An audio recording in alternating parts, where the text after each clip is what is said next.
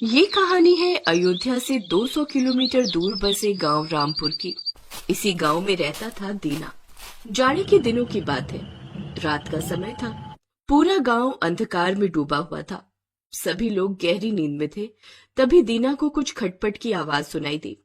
उसने अपनी पत्नी गीता को जगाते हुए धीरे से कहा, गीता, ओ गीता, अरे गीता, अरे जागना।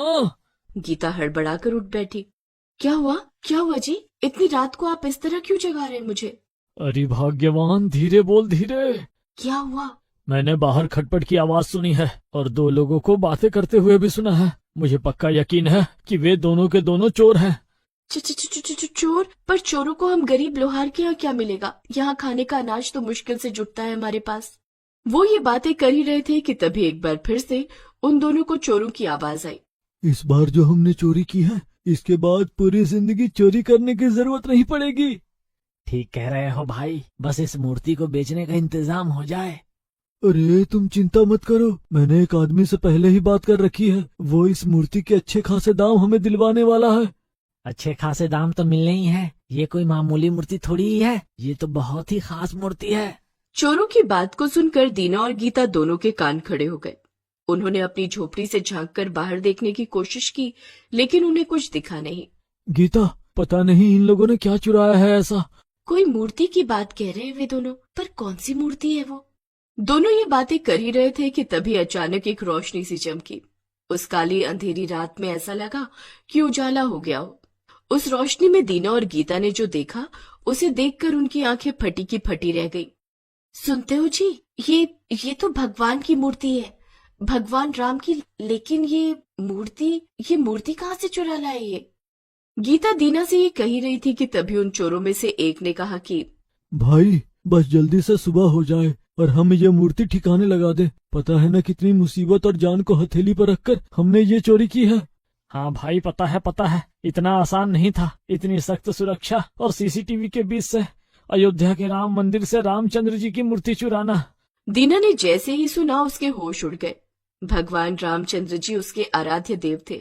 दोनों पति पत्नी कुछ दिनों बाद अयोध्या रामचंद्र जी के दर्शन करने जाने वाले थे। लेकिन अब ये क्या हो गया? ये सोचकर उनके दिमाग ने काम करना बंद कर दिया। गीता, ये तो अनर्थ कर दिया इन चोरों ने। हमारे राम जी की मूर्ति चुरा ली इन्होंने, हमारे भगवान राम की। अरे सालों के इंतजार के बाद तो राजा राम मंदिर में आए हैं और इन चोरों ने ये क्या कर दिया। हमें कुछ करना होगा जी। हम इस तरह अपने प्रभु श्री राम को इन चोरों को ले जाने नहीं दे सकते। गीता ये बोल ही रही थी कि तभी दीना ने पास रखा डंडा उठाया और अपनी झोपड़ी का दरवाजा खोल उन चोरों के सामने खड़ा हो गया। मेरे रहते हुए मेरे प्रभु श्री राम को मैं तुम लोगों को कहीं ले जाने नहीं दूंगा। अच्छा, क्या करेगा तू? तुम्हें पता है हम कौन है? तुम कोई भी हो, मेरे प्रभु श्री राम को मैं तुम्हें ले जाने नहीं दूंगा। ये कहकर दीना उन चोरों से भिड़ गया। अरे, इस मूर्ति के लिए हमने अपने जीवन को संकट में डाला है, तुम्हें पता है? इसके लिए तो हम किसी की जान भी ले सकते हैं। ये कहकर चोर ने अपनी कमर में छिपाया चाकू निकाला और दीना के पेट में मारने ही वाला था। तभी उसकी पत्नी गीता बीच में आ गई और चाकू उसके पेट में घुस गया। आ आ आ गीता जमीन पर गिरकर तड़पने लगी।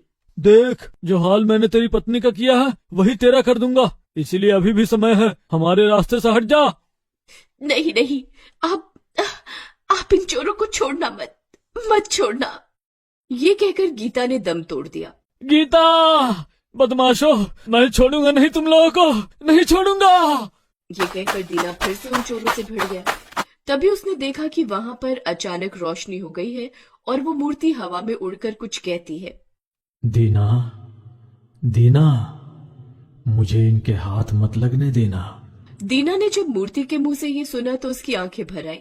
उसने एक बार फिर पूरी शक्ति से चोरों पर हमला किया, लेकिन इस बार दोनों चोर उस पर भारी पड़ गए और उसके पेट में भी चाकू मार दिया। दीना जमीन पर गिरकर तड़पने लगा। उसके बाद चोर राम जी की मूर्ति को लेकर भागने लगे तो दीना ने उनका पैर पकड़ लिया और नहीं छोड़ूंगा, नहीं जाने दूंगा, मेरे प्रभु श्री राम को लेकर नहीं जाने दूंगा। दीना जोर जोर से चिल्लाने लगा। तभी उसके कानों में एक आवाज आई। क्या हुआ जी, क्या हुआ? ये आप नींद में क्या बड़बड़ा रहे? नहीं छोड़ूंगा, नहीं जाने दूंगा, मेरे राम को लेकर नहीं जाने दूंगा। कौन राम को लेकर जा रहा है और कहाँ? गीता की आवाज सुनकर दीना की नींद खुल गई। गीता, तुम ठीक तो हो? तुम्हें तो चाकू लगी थी ना पेट में। वो चोर कहाँ गए वो चोर जो हमारे राम जी की मूर्ति लेकर भाग रहे थे? ये सब आप क्या कह रहे हैं? कौन से चोर? और मुझे क्या हुआ है? मैं तो ठीक हूँ। कुछ ही पलों में दीना को एहसास हो गया कि उसने जो भी देखा था वो सपने में देखा था। उसने गीता को सारी बातें बताई, जिसे सुनकर, अरे ये कैसा सपना देखा आपने? वही तो गीता, मुझे कुछ समझ नहीं आ रहा है। कहीं प्रभु श्री राम मुझे कोई संदेश तो नहीं देना चाह रहे हैं? हो सकता है आपकी बात सही हो, लेकिन वो क्या संदेश देना चाहते हैं? ये तो मुझे भी समझ नहीं आ रहा है। दीना काफी देर तक सोचता रहा, लेकिन उसे कुछ समझ नहीं आया। लेकिन फिर अचानक उसके दिमाग में एक बात आई। हाँ, मैं समझ गया। मैं एक ताला बनाऊंगा, बहुत बड़ा, और वो प्रभु श्री राम के अयोध्या मंदिर में समर्पित कर दूंगा। हाँ, ये ठीक रहेगा। इतना बड़ा और मजबूत ताला होगा कि कोई चोर वहाँ घुसने की हिम्मत ही नहीं करेगा। दीना ने गीता को सारी बातें बताई। गीता ने भी सोच लिया कि दोनों मिलकर बहुत बड़ा ताला बनाएंगे। लेकिन ताला बनाने के लिए तो बहुत सारा स्टील, पीतल और भी तो सामग्री लगेगी। हम कहाँ से लाएंगे वो सब? ये सवाल गीता ने किया। सब प्रभु कर देंगे, तुम चिंता मत करो। हमें सारा दिन अब काम करना होगा, 24 घंटे, और लोगों की मदद मांगनी होगी। दीना ने काम शुरू कर दिया। उसने लोगों से भी स्टील, पीतल, लोहा वगैरह इकट्ठा करना शुरू कर दिया। कुछ लोगों ने तो उसे खुशी खुशी ये सब दे दिया, लेकिन कुछ ने। अरे पागल हो गया है क्या करेगा इतना बड़ा ताला बनाकर? सुना है कई 100 किलो का ताला बनाने वाले हो तुम। देखो, तुम अपना पागलपन अपने तक ही सीमित रखो, हमसे कोई आस मत लगाओ। लेकिन दीना ने हिम्मत नहीं हारी। वो लगातार सामान इकट्ठा करता और पूरी रात ताला बनाने के लिए काम करता। लेकिन कई दिनों की मेहनत के बाद भी उसके मन लायक ताला बनकर नहीं आ रहा था, और मन लायक ताले के लिए उसे और भी सामान चाहिए था। इसलिए उसने एक बात तय की और वो बात गीता को बताई। ठीक है, आप बिल्कुल सही सोच रहे हैं। हम अपनी ये झोपड़ी और ये जगह गांव के साहूकार को बेच देते हैं। उससे हमें जो पैसे मिलेंगे उससे हम विशाल ताला बनाएंगे। दीना ने अपनी झोपड़ी और जगह बेच दी और उससे मिले पैसों से ताला बनाने के लिए सामग्री खरीदी। कई दिनों की मेहनत के बाद उसने 400 किलो का ताला तैयार कर लिया। जय सिया राम, जय सिया राम। आखिरकार मेरी मेहनत का फल मुझे मेरे राम ने दे दिया। दीना के उस अद्भुत ताले की बात जल्दी ही पूरे गांव में फैल गई। सभी दीना की तारीफ करने लगे।